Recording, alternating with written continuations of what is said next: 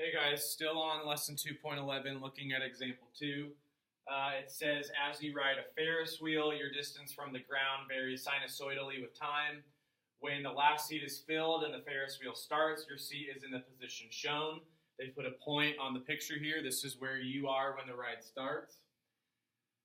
Let t be the number of seconds after the Ferris wheel starts. So we're going to be measuring this in seconds. That's going to be our x-axis. You'll find that it takes you 3 seconds to reach the top, so that's important. 3 seconds to reach the high point. 3 seconds, we're talking about the x-axis. That's referring to your phase displacement. Also, when it says high point, that's cluing you in that they are giving you a cosine wave, because cosine starts at a high point, or at the top. It says that the top is 43 feet above the ground. So that's another piece of important information. When it tells you about feet or distance above the ground, then they're telling you y-axis. So that's going to be my high point. Help me find my amplitude and vertical displacement. It also says that the wheel makes a revolution every 8 seconds. Here we're talking about time again. Talking about time means x-axis. This is going to help you find your period. 1 revolution, remember, is 1 full rotation of the circle, or 1 cycle of the sinusoid. It also says the diameter of the wheel is 40. That's going to help you find your amplitude and vertical displacement. Again, when it talks about distance, we're talking about the y-axis. So we've got 4 pieces of information from the text, which is going to help us find our 4 important pieces of the sinusoid. It's going to help us find our vertical displacement, amplitude, phase displacement, and period. And with those, we can make a sinusoidal model for this function. So they've given you kind of the bare bones of a picture, and you want to fill it in with all the information that you've been given. It says, first, that diameter is 40. So we can mark that. And let's make that vertical. Let's mark that vertically. The circle itself has a diameter of 40 feet. Diameter of 40 feet. So if we're talking about from the center to the top or the center to the bottom, then we're talking about an amplitude of 20. It's 20 up, 20 down. Anytime they give you a center of a circle, that's going to be your sinusoidal axis. So that tells me it's 20 above the dotted line, 20 below the dotted line, amplitude of 20. So let's go ahead and mark that. Next, it says that the high point was 43. High point 43. Well, if the high point is 43 and the amplitude is 20, then where would the center be? Or if the high point is 43 and you can think radius is 20, if you subtract 20 from that, then that tells me that the center is going to be 23. 23 for your vertical displacement. Now, why is the diameter 40, but the height is 43? Because they're assuming that this Ferris wheel doesn't drag on the ground, that there's space below the Ferris wheel. And if the diameter is 40 and the height is 43, that's telling you that there's a distance right here of 3 feet.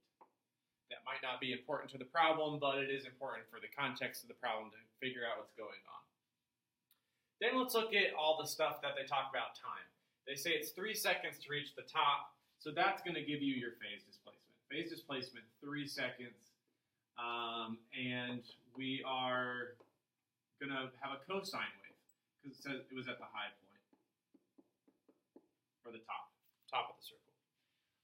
1 revolution every 8 seconds. Remember, 1 revolution is 1 full cycle, so then that is telling you 8 seconds is your period in this problem.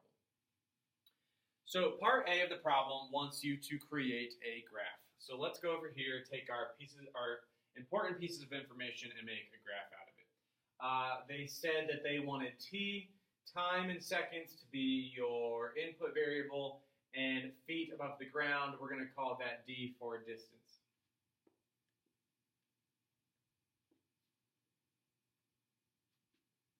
So d feet, label your axis, and t seconds, time in seconds, is your x-axis. Let's start with our y-axis. We've got a vertical displacement of 23, so we can mark that. We've got an amplitude of 20, so we can go up 20, which is 43, down 20, which is 3, and that is exactly what was told to us in the problem, that the high point is 43, and we figured out that there's going to be 3-foot clearance so that the Ferris wheel doesn't drag on the ground.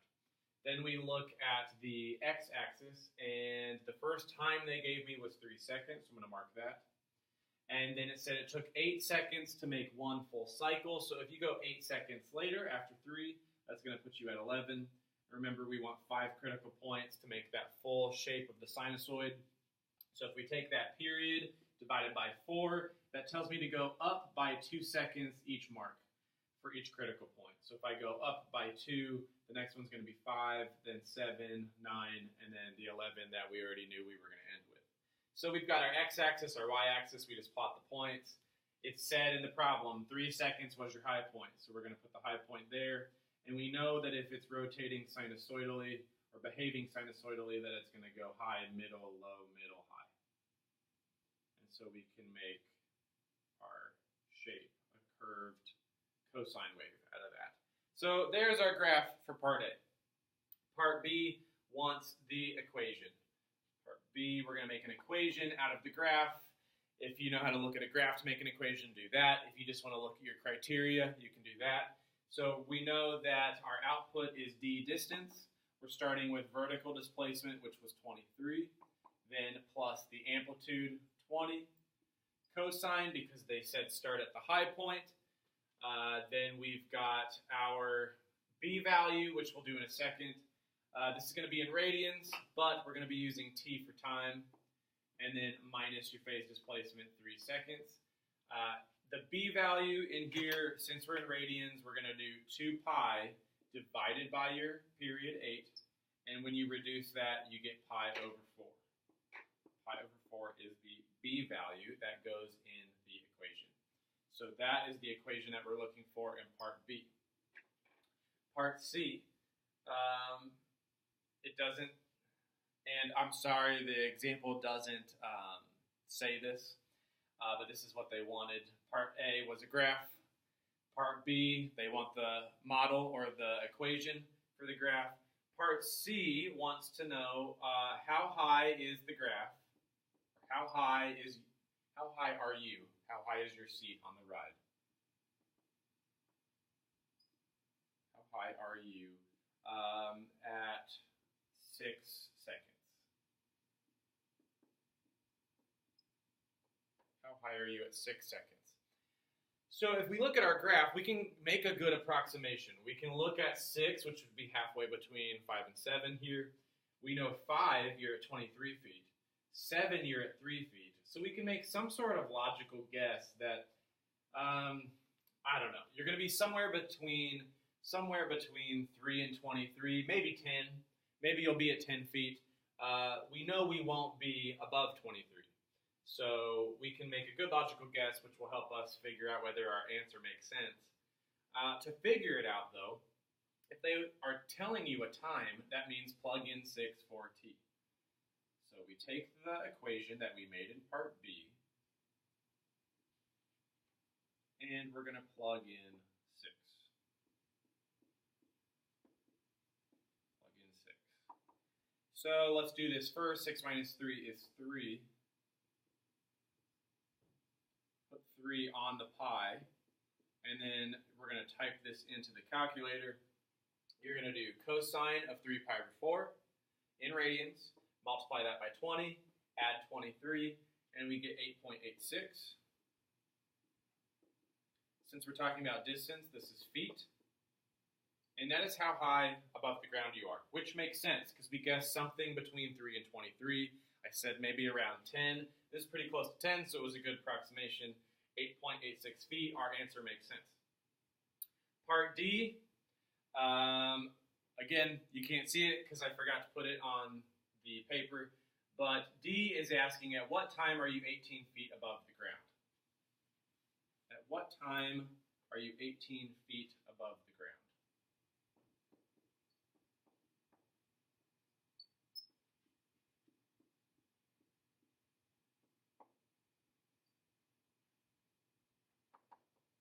So So we're 18 feet above the ground at what time? If they're giving you feet, if they're giving you distance, that means make D 18 and find T. So I'm going to set it equal to 18, set the equation equal.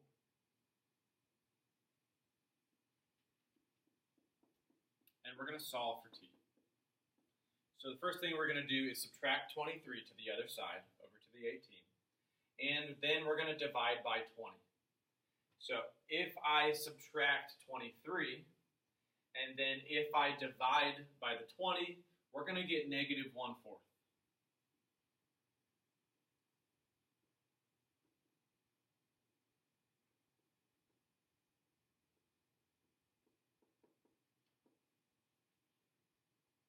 So we've got negative 1/4, and then we want to bring cosine to the other side, inverse cosine.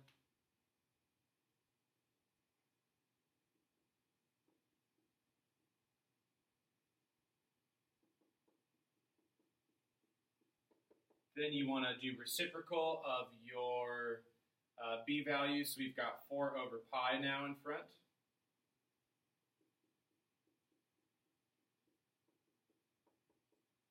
And then you want to add 3 to the other side. So here we've isolated time. We've got 3 plus 4 over pi, inverse cosine of negative 1/4. Now it's time for the calculator. We want to start by just plugging in the cosine part. We want to start with the cosine part.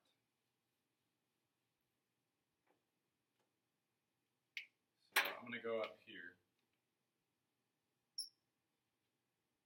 What I'll have then is t equals 3 plus 4 over pi. When you type in cosine, remember you don't just get one answer. We put plus or minus in front of whatever the calculator says. Make sure you were in radians. And then plus 2 pi n to make it a general solution. Next thing we want to do is distribute the 4 over pi, which means you're multiplying by 4 and dividing by the pi.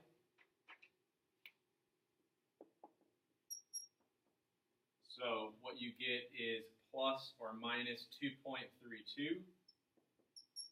And then 4 times 2 is 8. Pi's cancel, and there's an n. After you distribute, then it's time to split. We've got 3 plus or minus 2. So we're going to do 3 plus 2, and we're going to do 3 minus 2 to get the two different equations. If I do 3 plus 2, I get 5.32 plus 8n. If I do 3 minus 2.32, I get 0.68 plus 8n. And then we want to make our list. If I subtract 8, it's negative, and I don't want negative time. It doesn't make sense. If I leave 5.32 alone, that's positive. That makes sense. If I add 8 to that, I get 13.32. That's positive. Makes sense. Over here, if I subtract 8, it's negative. Wouldn't make sense. If I leave it alone, that's positive. If I add 8, I get 8.68. Now, we can look at our graph and see, remember, we wanted this to be 18 feet. If we think about where 18 feet is, we could draw a dotted line there. That's about 18. And we see that it crosses several times. It's crossing here between 5 and 7. And we have an answer between 5 and 7. We've got 5.32. We also have it cross here between 7 and 9. And we can see that here at the 8.86.